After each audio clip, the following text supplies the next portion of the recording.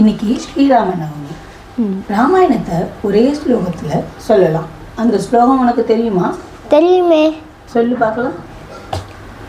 ஆதௌ ராம தபோவனாதி கமனம் ஹத்வா மிருகம் காஞ்சனம் வைதேகி ஹரணம் ஜட்டாயு மரணம் சுக்ரீவ சம்பாஷணம் வாலி நிகிரஹணம் சமுத்திர தரணம் லங்காபூரி தாஹனம் பக்ஷாத் ராவண கும்பகர்ண ஹனனம் ஏதஹி ராமாயணம்.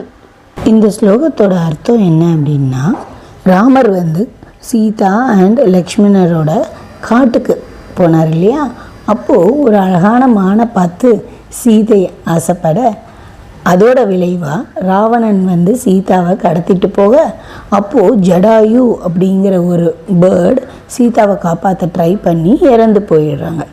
அதுக்கப்புறம் சுக்ரீவர் அவரோட ஃப்ரெண்ட்ஷிப் கிடைச்சி எப்படி சீதாவை காப்பாற்றலான்னு பிளான் பண்ணுறாங்க. சுக்ரீவரோட பிரதர் ஒரு கெட்டவர், அதனால் அவரையும் வதம் பண்ணிவிட்டு அந்த சமுத்திரத்தை எப்படி க்ராஸ் பண்ணுறதுன்னு பிளான் பண்ணுறாங்க.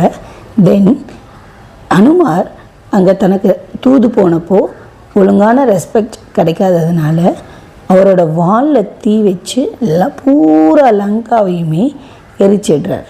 அதுக்கப்புறம் எப்படி ராவணனையும் கும்பகர்ணனையும் வதம் பண்ணிட்டு சீதையை காப்பாற்றுறார் ராமர் அப்படிங்கிறத அழகாக இந்த ஒரு ஸ்லோகத்திலேயே சொல்லியிருக்காங்க.